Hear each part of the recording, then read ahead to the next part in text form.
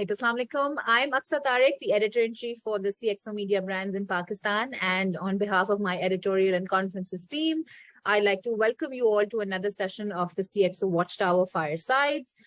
These are classroom sessions that we call for our CXO Masters Academy platform, where we invite senior functionaries associated with various media brands from the CXO umbrella, including CIO, CSO, CFO, CHRO, CEO, and CMO.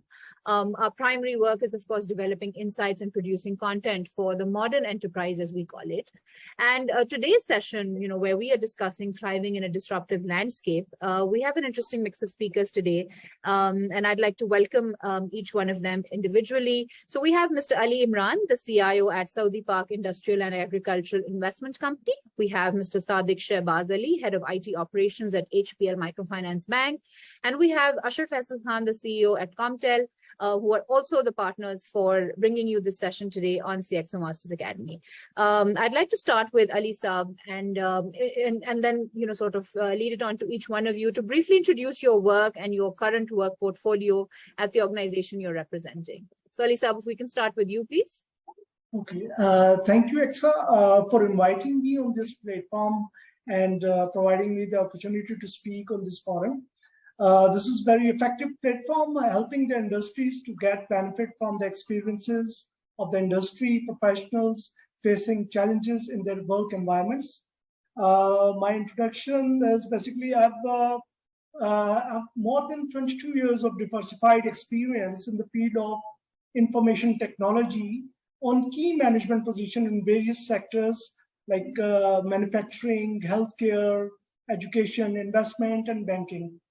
And started my career right after my master's degree in computer sciences and enhancing the academics in view of our organization, environment, and requirement, and then MBA with the specialization in business continuity management for managing the operational risk. And to keep pace with the technology upgradation, I also accomplished technology governance and security implementation certifications. Right now, currently, I'm serving banking investment sector from the last 15 years as a SVP CIO heading IT division at Saudi Park Investment Company Limited. And before joining, I've also worked and served Tap Punjab as a head IT, where there is a large setup where I perform and transform all the environment into digital applications and providing digitalized infrastructure there all over the Punjab. This is the big challenge for me at that time in year 2002, I think so.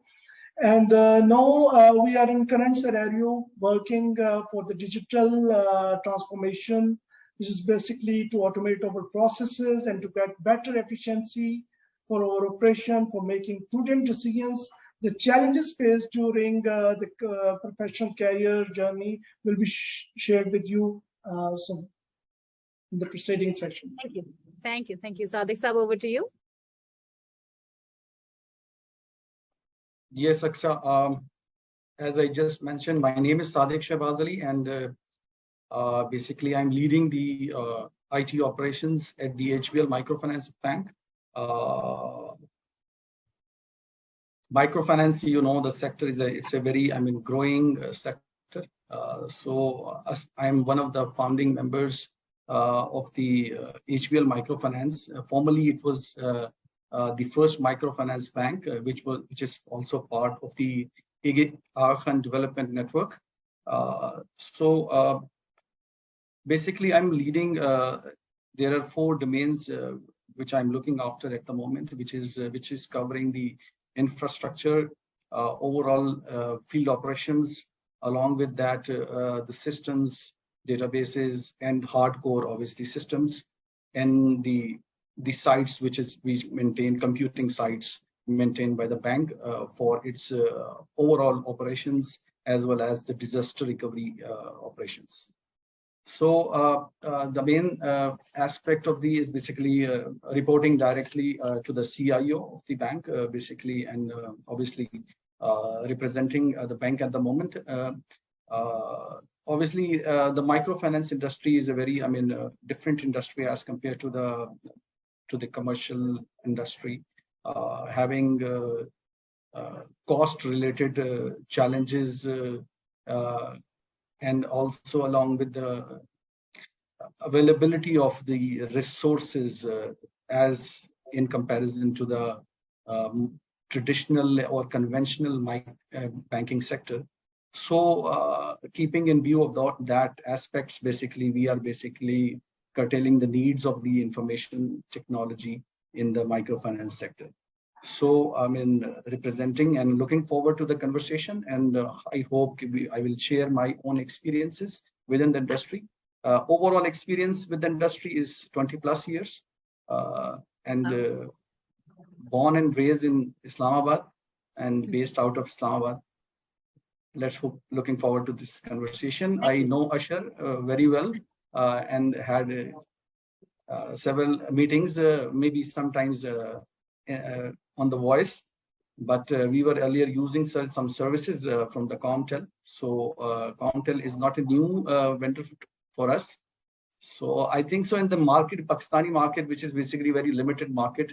So we know each other. Maybe faces are not known, but the companies and the people are very much known to us. So thank you very much for the opportunity provided on this platform. Looking forward to this. Thank you. Ashar Sahab, any quick opening note from you? Thank you very much for being here, Ali Saab and Sadiq Saab. We are Commtel, working for around 20+ years in the industry, mostly with the financial sector. Our portfolio is collaboration. We work a lot in the information security space. We do a lot of data center solutions as well. So we have worked with almost everyone, I would say, at one point of time with one technology or the other. As Sadiq Saab rightly pointed, it's a small industry. So if you have been working for long, you know different people. So I look forward for this session and to see what value I can add from our experiences. Yeah. So for the first question, I'd like to take a dive into, what kind of key points can you talk about from your organization's digital transformation journey? You both talked about analytics. You talked briefly about security as a big concern. So if I were to ask you that in the year 2022 and heading into 23, very, very quickly, as this year seems to have gone by, what are the priorities or what are the key transformation journey takeaways from this year that's been for both of you? So Alisa, we can start with you. Okay. As the industry is evolving with the passage of time, at earlier time, there was only a head IT who is looking for each and every aspect of the IT. But now we have CIOs, CTOs, CDOs, and CISOs, and even Chief Risk Officer is part of our organization to support IT function. And these are basically the evolutions which are being made in the IT industry. And as far as our plans regarding various challenges in the next coming year 2022 and 2023, we have to think more of the security areas, like to secure the data. Proper policies should be in place based upon data classification, the sensitivity. In this respect, there is no, we have to work for enforcing security controls and applying tools for protecting the data with the user. That is most important part of our process, that we should make the user aware and by providing trainings on periodic basis. And we do have another challenge that is to have a proper backup mechanism should be devised for securing our critical data, making it available in case of any disaster. So emphasizing on the backup redundancy and to keep the data on various locations, like on offline locations, we have to use various mechanisms, like we have to store the data in electronic tapes and to store it in the site location like bank loggers, and we have to have DR side or the cloud services, which should be used for storing the critical data, which is classified as high, low, and medium. In this way, if we think for the security, we should also ensure the location, like if we are securing the data and placing it on the cloud, that would be very, services should be arranged with well-reputed service provider having secured infrastructures for hosting the data or the application. These services infrastructure should be protected and authenticated through multiple layers of security controls, where the service provider, cloud service provider, can play a vital role in this. And before selecting these cloud services, we have to make due diligence at our end, which should require the evaluation of their feasibility for the cloud service providers, for their competency, their physical security, internal controls, and such like. This is more related to the security of the data, which we need to focus upon in the next year. And we have to started work on that right now as well. And when there is, we have to provide the security for the business operations and our classified data. Security is not the goal. Security is the mean by which we avoid disruption in order to reach the company goals. This is basically achieved through proper risk management by assessing and minimizing and preventing the loss to the business, reducing the risk to the acceptable levels. And that doesn't mean that we have to increase the cost. We have to take the cost of countermeasures should be less than the cost of its damage. Therefore, these are the areas which we need to have evaluated before addressing our security concern as well, for deploying various tools for securing our infrastructure, for the cybersecurity attacks. So this is only through our need and cost benefit through cost benefit analysis. This is basically more pertaining to the security area, which we are working for our organization as well, and just recommend for others to also work on this area, because it is totally focusing our business to run smoothly. Thank you. And I think we will take a deeper dive into some of the things that you talked about, especially the security bit, because that's been a concern. And we've seen that come across from various CIOs or other, business functionary heads. So Sadiq Saab, if we can quickly have you also talk about, the key points from your digital transformation journey, and especially because you guys have just gone through a major transformation in terms of the organization also. And you were responsible for the IT operations, which is, of course, a task and a half. Yeah, actually, you are rightly said. And the thing is that basically we have started our digital transformation. Sorry, my throat is out and actually there is a problem. We started the journey in 2017, and we have started the journey with from the ground scale. I mean, right from the bottom. So we, in the phase one, we replaced the core banking system with a tier 1 application. And then we have in a moment of around less than a year, times, we have transformed the major customer facing area into digital, platform. So in that period, we have started around 10 digital access channels, and those 10 digital access channels went live to the customer.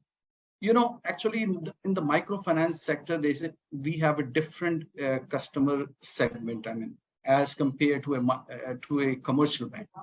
So there is a lot of awareness, there is a lot of campaigns which were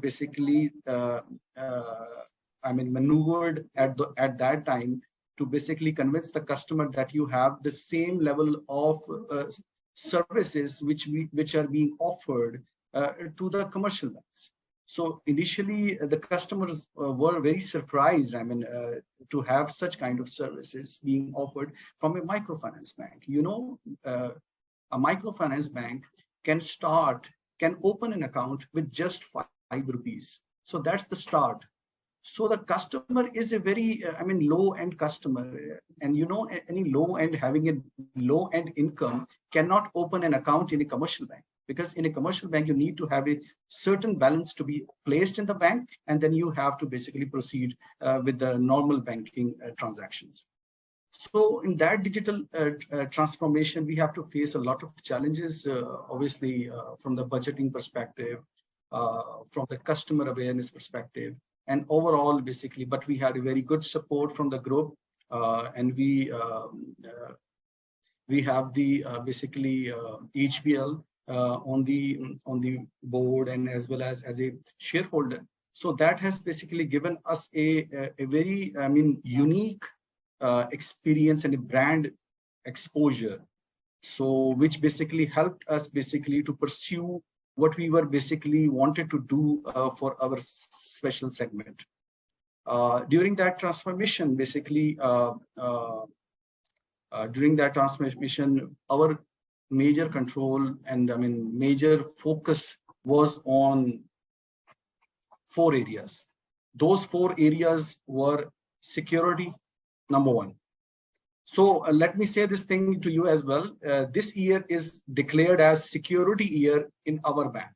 So at the start of the year, the CIO basically has mentioned that this is the security area. So I will not basically tolerate anything which is lagging behind, or basically you have a lagging aptitude towards the security perspective. So that's the most area. Second is basically to have a cost control.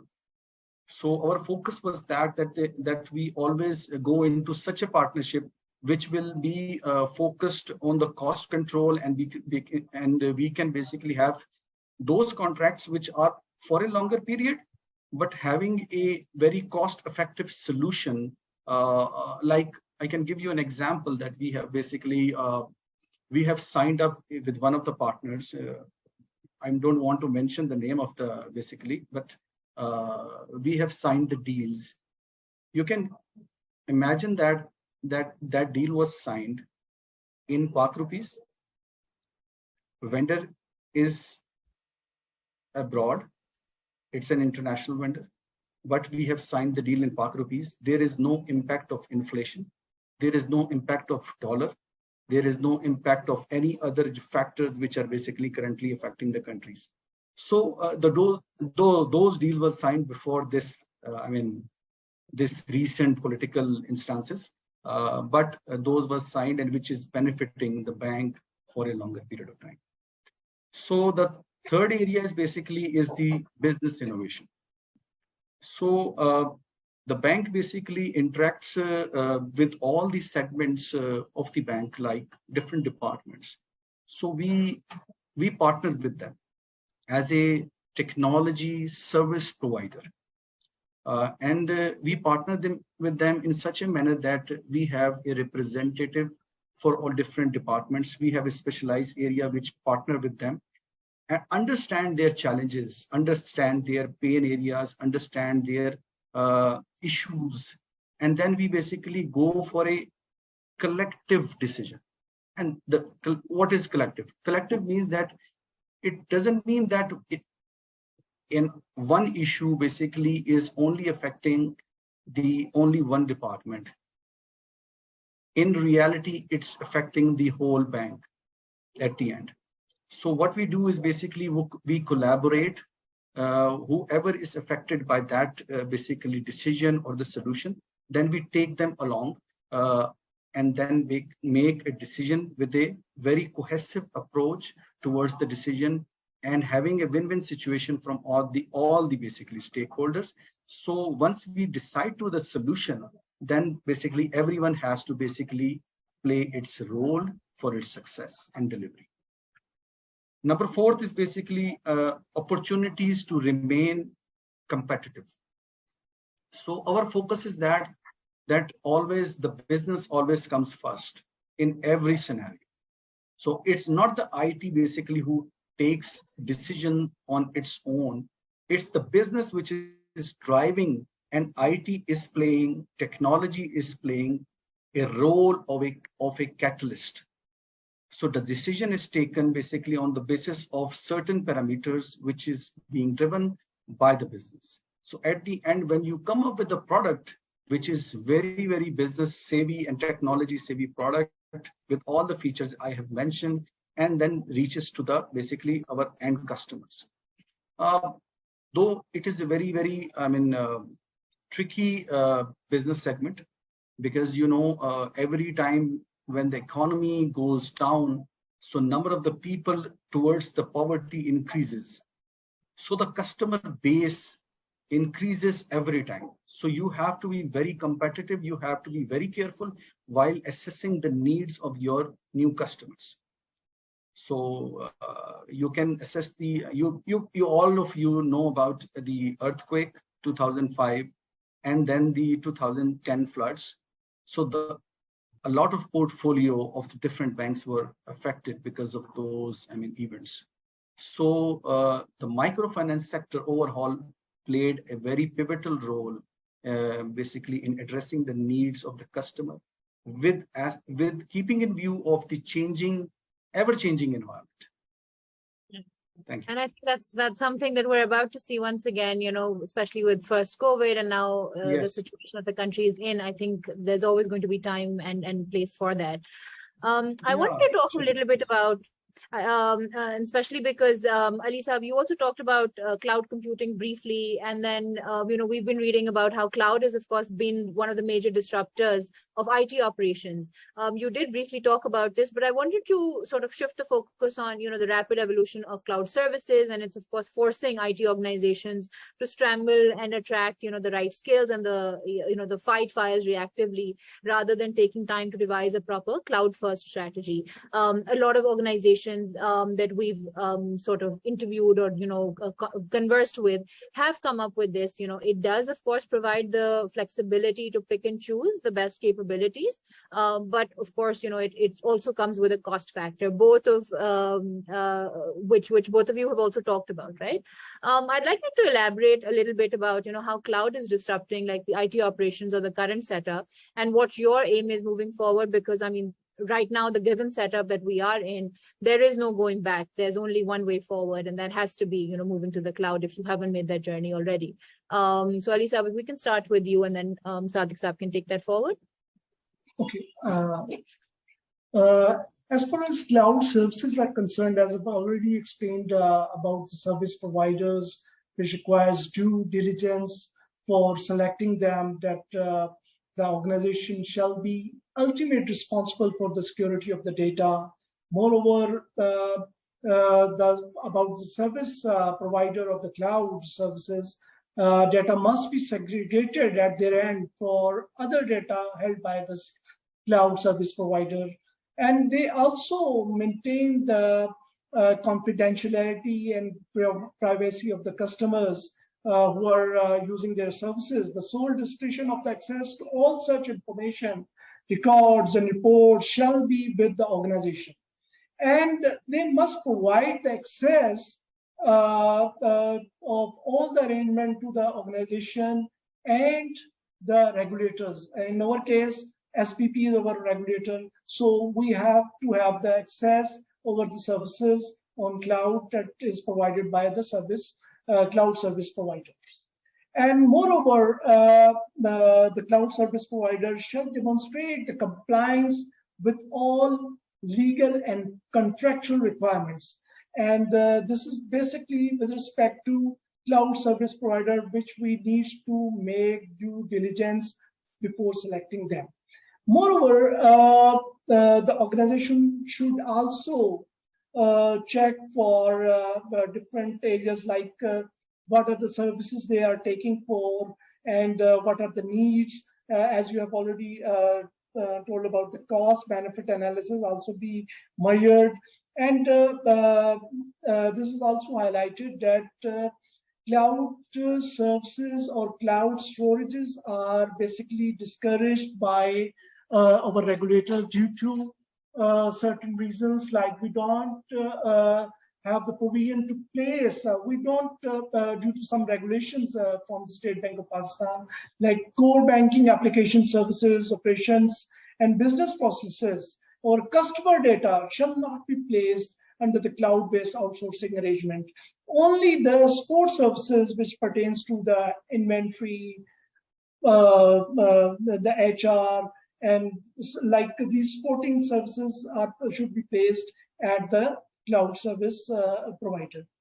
And moreover, the cloud services, before taking it, we have to take this one, that we have to select such service provider who have separate data provisions, data storages for the particular client, that is should be segregated from other data service, other data of the customers. And this is basically the steps or factors which needs to be considered for taking the cloud services. And this is also the need of the day, that we have to use the cloud services in order to continue the main objective of our security and IT implementation is to continue the business operations. And that needs not to be disturbed the normal operation as well. So as we have seen certain challenges in our near past about the COVID, the floods, and the heavy rainfalls at Karachi last 6 months ago. These are the reasons which drives us, which enable us to do something better, to continue our businesses. And in this regard, we have put our data on the cloud security, and we can have different provision to access them to continue our business. The more focus we emphasize is to continue the business. For this, we have to strengthen our disaster recovery. We have to strengthen the disaster recovery implementation with the implementation of the security. Moreover, the security that is due to as far as COVID is concerned, we learned a lot from the COVID. Like we have different strategies, use different strategies for implementing different areas for continue our business. Like we have shifted all our meetings, even our official senior management or board meetings are now on the online tools, like using WebEx, Zoom, and other platforms. And our regulators have also played a major role for digitalizing the transformation, establishing the specific forum, help desk, and groups, which shares the experience of each other, enable them to take the preemptive measures against certain attacks which may happen to their industries as well. Moreover, also the State Bank or regulators played a vital role for supporting and implementing the digital economy by providing flexible online payments, collaborating events, sharing the incident to get benefit from the experiences, enables the stakeholder to take preventive measures. And in those days, we remember in the COVID peak time, we experienced that the company shows a lot of losses during the pandemic. But on the other hand, many industries with the use of online technologies shows exponential growth, specifically in the field of communication, e-commerce, shows exponential growth while providing online services. Even the banking sector also provides the convenient services to the customers at that time, encouraging them to move towards the technology-driven banking transaction, showing the record profit at that time. And this is at the same time with the upsurge in the use of online services, with the increase of online activities, we do have some big challenges as well in terms of cybersecurity to control fraudulent activities, as most of the malicious actors take hold of this opportunity, giving setback to the industry. So we felt the need to make more emphasis on the security and the business continuity. In this respect, we have to strengthen the security aspect, and while using the remote services, We use various encrypted form of technology to secure it from any hackers. And secondly, we have to strengthen our business continuity plan, which is to be implemented through disaster recovery by identifying your critical assets, critical services that has to be activated to continue their business with zero downtime. And these are basically the evolution which we learn from the experiences of the past. And the innovations-based guidelines from the regulators are also issued for the banks and the organizations to, according to their size and complexity of the business operation, which is also creating the digital trust environment to ensure the safeguard the interest of the stakeholders. Need to focus on basically the technology governance. How do we emphasize on the technology governance? The main objective of the governance is utilizing the benefit realization while considering resource optimization and the risk optimization and creating value for your business.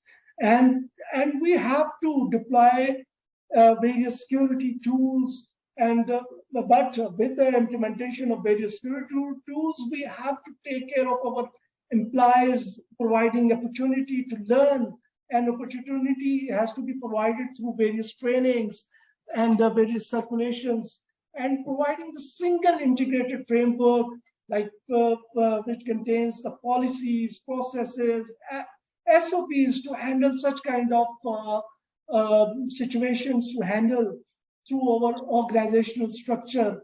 We have to develop the culture. We have to develop the infrastructure and application strong with our skilled people, and that has to be achieved through good governance, and with that is possible only with the organizational structures and enabling the processes, policies, and culture basically.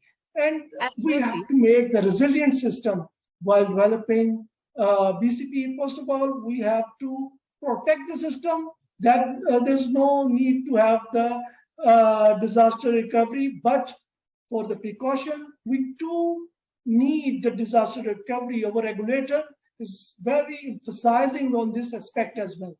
So we'll also get another take on this, and as Sadiq Saab had already talked briefly about, a well thought through IT ops and infrastructure strategy, taking into account a full cloud roadmap, of course, can deliver various benefits to organizations. How has cloud been a disruptor for your organization? If we get your comments on this, and then I'm going to get the IT partner perspective from Ashar Saab sitting here, because a lot of the things that you talked about are areas that people like him and organizations like theirs do cover. But of course, that cost element, which both of you sort of keep highlighting, we will address that as well.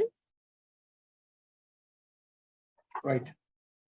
Very briefly, I will mention the things. So basically, me myself basically truly believe that cloud is the future. As an IT professional, cloud is the future, and cloud is the future for for the growth and for the betterment of the whole economy as well as the institutions. But there are certain challenges which Ali Saab basically has rightly mentioned most of the things, but I can say one liner just which basically elaborate this thing, that from the cloud services provider, we have to basically increase the maturity level. So that maturity level basically is basically covering the aspects which Ali Saab has mentioned. That maturity, obviously, why I mentioned that name, maturity, basically is based on certain incidents which happened in our country. So, and those incidents, I don't think so. On this platform, everybody is aware of those incidents. I don't need to mention those incidents. But that clearly reflects that there are certain incidents which are related to different, obviously, CSPs. So, I mean, there needs to have a very strong security architecture and a risk management framework around these CSPs, which drive them to basically towards its strict implementation, along with the certification from the different governing bodies which are available internationally, and then basically market those things to the customers. You know, though the central bank basically believes, and they have basically worked on those areas, that they have basically, at the start when we had the basically enterprise governance framework from central bank, which clearly states that you cannot move anything to the cloud, I mean, except few areas. Then in the next version, basically they have allowed non-customer and non-borrower related data, which you can host on the cloud. So you know, my industry, banking industry, being a very regulated basically industry, and very renowned for its regulations across the globe, you know, Pakistan industry. So it's very, I mean, pertinent to mention that the CSPs should have a direct interaction with the regulator to understand and implement those parameters which are required to be done. Because, you know, sometimes CSPs directly coordinate and interact with the different banks or microfinance or other banks, but they don't understand, I mean, the requirements to host basically services from the banking industry. So that's I want to say, but I truly believe that it's the future, and we have to go towards that thing. And I don't think so if the security related aspects and the regulatory related aspects are well covered through that framework, then there is no reason that the banks and other basically regulated sectors will be basically, I mean, they will be very willing to move towards the cloud, because cloud has changed the entire basically you can landscape of computing across the globe. So there is no doubt about it. So my next question would be obviously to Ashar Saab sitting here representing, you know, the IT vendor or the partner perspective. And, you know, when we're talking about optimizing cost and creating that competitive tension between suppliers that exist today in the enterprise space, Ashar Saab, how would you respond to, you know, companies going down this route to cloud security and cloud computing at large? So if you talk about cloud, I think most of the things which we have covered is already that there is regulation, there's technology, and there's stuff which actually pushes how the cloud will be implemented for different customers. As Ali Saab mentioned, that in terms of cloud, the regulations, what data you can put here, what data you can put outside as well. I mean, if you look at the regulations are more about the data which can be hosted outside the country. So that's non-critical customer data. In terms of, I think there's a cloud initiative and a policy from the government of Pakistan as well. And they are cloud, and there's regulation, of course, in terms of the industries which we are talking about. Like if most of the people sitting here are under the financial or SECP regulated industries. So in terms of how they regulate it, so customer data has to stay in the country, and that's very basic part. In terms of cloud partners, there's plenty of cloud partners in Pakistan. There's service providers who are cloud partners. There are other names over there as well. I think the more challenge is because it's a new initiative. So most of the applications which the customers are using might not be cloud ready as well. So it's a journey which customers need to take in terms of how they move step by step their applications onto the cloud infrastructure. We're already very much aware of the hosting services. A lot of people host at data centers in Neotel, PTCL, and offsite locations. And I know a lot of banks, DR sites, of course, are mostly in the telco side. But even I know a bank or maybe two who have their primary data center being located in PTCL itself. So what cloud does is it brings the flexibility to the business, and the business users to actually provision the services which they require on the fly. They don't have to go to IT in terms of how they're gonna provision that server. Either it's a UAT environment or new services or whatever they're doing around that as well. So I think the cloud initiative will keep on going. I'm not sure if Amazon and Azure will come to Pakistan and set up cloud infrastructure. It's at least $100 million investment setting it up. So I'm not sure if the industry is big enough to have those things. I think the Chinese might take the lead on that. They might set up cloud centric data centers before the Europeans or the Americans would do in our country. In terms of pricing, I think pricing of whatever you do from a managed perspective, it gives you advantage. The electricity cost is going up. There's so much hike in day-to-day operations and HR cost and all that. So cloud would definitely make sense in the future. It does make sense now for a lot of services which you're doing. If you look at the global initiative of most of the IT vendors like IBM's, Oracle's, and all those big names, all of the products, they're switching off the on-prem licensing and solutions. Even Microsoft, I think Active Directory might not be available on-prem in near future as well. I don't know when it's going to happen, but eventually every company is planning to be on the cloud bandwagon as well. In terms of security, I think it's a learning curve.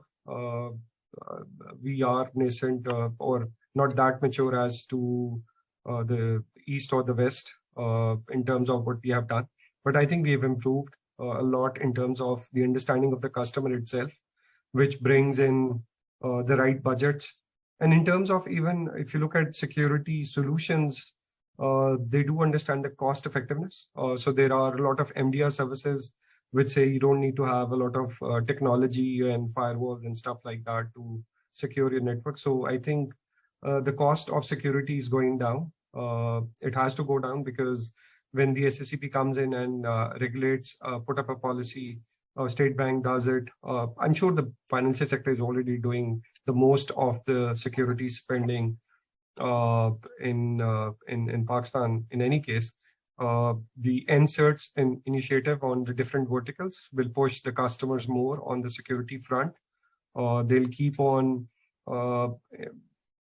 It's a start where they'll say, okay, you want to have these many controls, and they'll keep adding the controls. And I think the maturity will eventually grow of the customers. So I think overall, if you talk about the customers' focus, I think Sadiq Saab brought an interesting perspective to the overall situation where he talked about the business side as well. I think that's very important as well. You cannot spend a lot of money on the IT enablement if you're not profitable and you're not solving the right problem. So I think the business needs to be aligned in terms of the spending, and the cost of TCO needs to be correct in terms of how you engage the customers, what type of customers you have, and what spending you're going to do to protect them as well. So I think it's a egg and chicken situation in terms of security and the user experience as well. So I think things are moving in the right direction. A lot of options in the market, more options will come there. The cost has to go down because else the digitization will not move as quickly as it should. So on that note, I wanted to talk to Sadiq Saab especially about this on the investment in advanced analytics. You talked about customer experience in the beginning and how, of course, that's been quite a journey for a large, microfinance bank particularly. And from your perspective, what would you say have been like the key drivers? And, because we're talking about technologies, we're talking about giving everyone the best customer experience they can have. And I think people or customers really expect more so in this digital era that we're living in. What are the key drivers and challenges in your organization on building a case to adopt, advanced analytics in these IT operations? Of course, it does come with an added cost. That's been a sore point for most people in your role. But yeah, I'd like to get your perspective on this. And where I'm getting this from is basically, the whole concept of AI ops really coming into the picture when IT teams are developing or enhancing their operations. Yeah, actually, Aqsa, basically, towards the analytics, basically, we have to work really hard. Actually, what we did is basically going towards data warehousing or advanced analytics solution is not basically an easy thing to basically for a microfinance institution, though it might be a more acceptable for a commercial or a traditional bank. For a microfinance banks, basically, we basically did this through a step-by-step process, basically. So what we did is basically, we started our journey with the basic kind of MIS or reporting, you can say, which is very open source kind of tools which are available, and we started with that thing. Starting with that tools, basically that helped us and basically started the reporting aspects and the MIS analytics we can present in a different format. Then basically we moved towards one of the known tools, which is basically very common in market in the earlys, 2000 and you can say 2010s, which is Crystal Reports. You might heard about. That tool was being used by most of the microservice providers. Microfinance banks as well as the financial institutions. Then we basically moved towards a better tool, basically, which is which provides you a dashboard kind of interface. So where you can basically drill down from a very summarized information towards the transaction level. So you can drill down. So that what we basically promoted that every time when we are basically moving from one step towards the next step, we are giving a value to the business. We are adding some things, some tools basically, and which helps the business to take a decision which is based on the information. So what we did is basically in the last 2 years, we used that tool basically and developed dashboards for each and every department. So every department is basic, and we did that in-house. So what that tool helped us basically that every department now has the visibility from the summary towards the transaction level. So now they can take decisions which is very calculated, very on the very crisp form of the data, which is very, which is going towards a very mature, level. So the decision is now based on information, and they can basically proceed for. That thing basically helped us to move towards a more, analytical and BI or AI based analytics. So what we did is basically now we are budgeting next year to have such kind of tool, basically, which is basically based on cross-platform and cross-data systems, which you can extract the information and then you can present in a meaningful form. So the thing is that only IT basically itself cannot basically make those kind of dashboards and information. So the support from the respective domains is very much basically part of this success. So they played the role. Then when we presented that information and we asked for the advancement in the BI analytics, so management is not very much hesitant to basically allow us to go towards that direction. So if you can say if the decision was taken in a year's time, I say no. It was a very step-by-step journey, and we reached to this aspect in a quite considerable period of time. So we are moving towards that thing. We have developed the in-house capacity, especially the persons having the role of data scientists, you can call it. It's a new name in the market, and there are certain channels which are promoting these things in the market. Though it's the same thing, but new word. So we are very much focused towards that thing, Ji. Thank you. I'm going to come back to one of the things that you've said, but I'd like to get Ali Saab's perspective also on inculcating or adding advanced analytics, right? This is something that's been in conversation for Western countries or the global market, but perhaps fairly new in the Pakistani market, of course, given the the local landscape and also the technology costs that come with it. Is this something that's on your agenda or will be in the near future?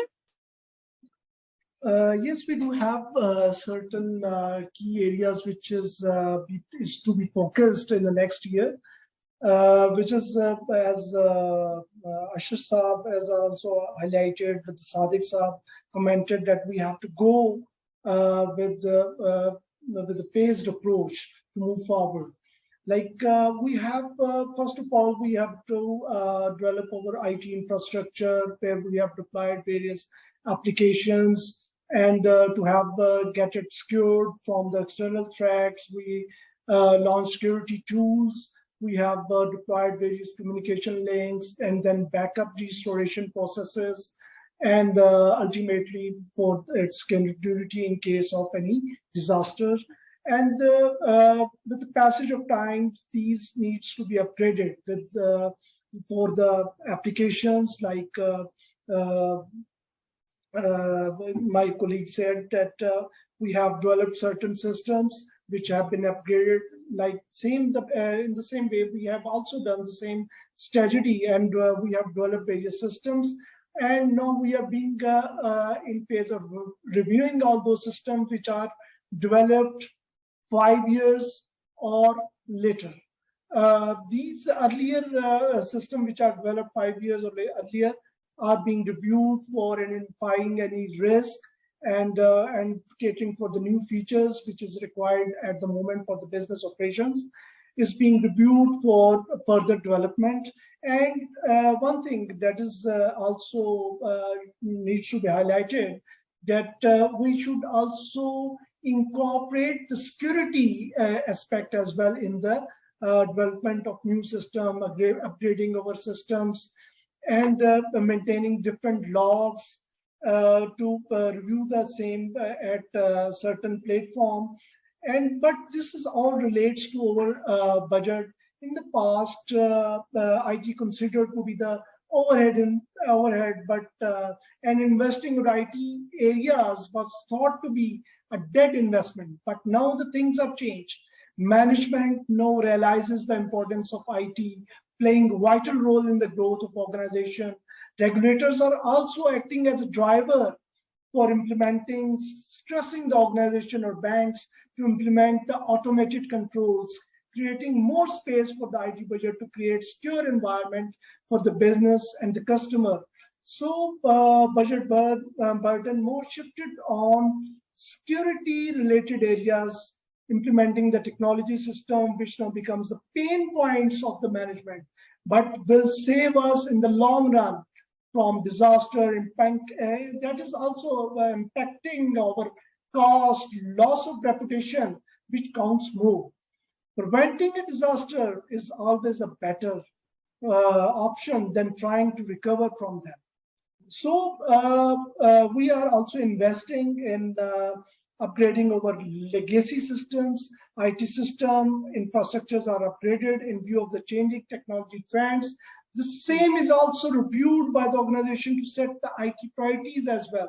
Because while implementing the system securities, that we have to consolidate all the needs to be consolidated and presented before the stakeholders first, where we discuss and review the same for implementing in our organization. It will enable us to select and start with the best option for the IT innovation and to protect the critical asset, meeting the regulatory requirement as well, which also guided us to develop the same in view of our size, complexity, and business operation that varies organization to organization. On this, I would like to add a question, and which has been a global concern as well, and we've seen that in large organizations. Sadiq Saab also brought this up on the conversation or the debate between building or buying. The technology perspective that's been of concern. Sadiq Saab, you also talked about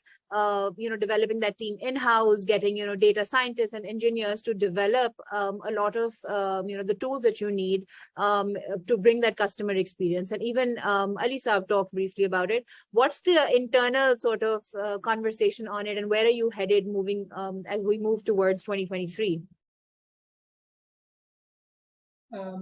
May I answer? Yeah. Okay.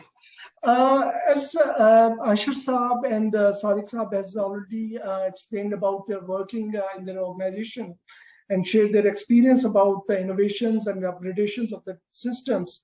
The most concerning thing which is affecting or impacting our organizations is basically the security concern. We are deploying various software systems, applications, and that application, now it is the need of the world is to deploy the things online, to make it conveniently available to the customer or business employees to work on, and that needs to be worked out.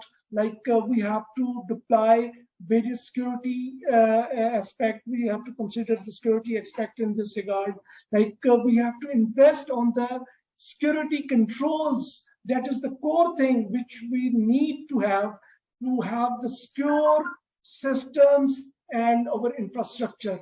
For investing on these areas, we have to have a cost-benefit analysis according to the requirement of our organization. For example, we may have the option to use state-of-the-art tools to protect our infrastructures, assets, like we have very expensive tools like Splunk costing about $8 to 24,000 US, Palo Alto for securing our infrastructure as a firewall, which is also very expensive, but we have to take care of our cost-benefit analysis. According to our size, complexity, and business operations, we have to opt that solution which best match with our organization. And that is the main priority for our next year plan. We have to take such things to secure our assets, and we have to focus on how to manage our IT crisis by making ways, by developing the ways to increase the redundancy in terms of IT infrastructure for high availability of IT resources. Communication links should be backed up by redundant links, and restoration process, activation the BCP, and to manage the IT crisis for performing the business continuity. So one aspect, as Sadiq Saab has already said, there is a phased approach to move forward. Like we have to upgrade our legacy systems one by one. Similarly, we have the same infrastructure here. We have the same systems that are developed in-house and also outsourced. And we are making them upgraded through a phased approach after reviewing each and every aspect with respect to security and with respect to its legacy gaps. And this is only possible when all stakeholders come together, which is providing the forum to discuss the same and decide the best option, which is in most of the organizations, especially in the banking organizations, there is an IT steering committee where we discuss the cost benefits, our priorities, and then finalize the solutions accordingly. Thank you. Thank you very much, Ali Saab. So Sadiq Saab, over to you. Yeah, actually, Aqsa, there is one point basically I would like to say, that is basically opportunity to remain competitive. So microfinance sector, requires that you need to grasp every opportunity to remain competitive in the market. This competitiveness is not basically relevant to only your obviously fellow banks, or your other banks which having the same business, but it's related to your customers, your business propositions, your markets which you are exploring. So, to say this thing, how you basically reach to those areas which needs you. So all these things are based on the data. You cannot basically, move forward in the business until and unless you have the data. So the data, obviously, when you want to capitalize yourself basically on the data, then you need to have the data in the prescribed certain manipulations, certain things which have to be basically processed. The information needs to be processed to give a meaningful content for you to make a decision. So that's why you need advanced analytics. So the bank, for our bank, basically, yes, we are very much towards advanced analytics. We're looking forward to that thing. We have basically reached to certain maturity level. We have the team in place, which basically takes decision. They can play around with the data, but we need it's the time that we need to move towards the next phase, which is basically advanced analytics, where you can basically take the decisions, and even the data advanced analytics have the AI and BI built in, and you can even develop those routines yourself, which can basically enable you to take a decision related to your business. So I mean to say that sometimes those advanced analytical tools, you can give it directly to the business, and they can basically maneuver the data. They can basically play with the data to come to certain conclusion that they can take decisions. Or even sometimes you have to basically, sometimes you need to take risks in the business. You have to take risks. So that meaningful data basically enable them to make certain decisions which can be piloted, or if those are not successful, then they can move into the other decision. So advanced analytics, it's our need. And Pakistan being a very, has a very great prospects. I believe on that thing, that Pakistan is a progressing country. It's an emerging economy. So we need those tools which enables us to make decision in the larger benefit of the whole society, as well as the economy and the country and our fellow citizens. So that's the need of the hour, I think so. From the microfinance perspective, yes, we have the data. So you have to play with the data to make decisions, and those decisions basically, obviously, these tools help to reach those decisions. Thank you. Thank you. I'd just like to quickly ask Ashar Saab if there are any closing comments, and then we're ready to wrap up the session. I think it was an interesting discussion, learning from experiences of learned people over here. So that's it from my side. All right. So thank you. Thank you to both our panelists and our partner Commtel for today's session. Just a quick recap, as CIOs and organizations head into uncertain, economic times, we've also seen or derived insights from today on operational efficiency, cybersecurity, analytics, taking center stage. This is how, they will be able to streamline IT operations and, of course, trim budget while still fueling business growth. It's been an interesting session. Thank you, gentlemen, for taking out the time, and we hope to see you again at hopefully in-person events now as well. So thank you once again, and Allah Hafiz from our side. Thank you. Thank you very much. Thank you. Pleasure. to be in this session. Thank you. Likewise. Okay. Thank you.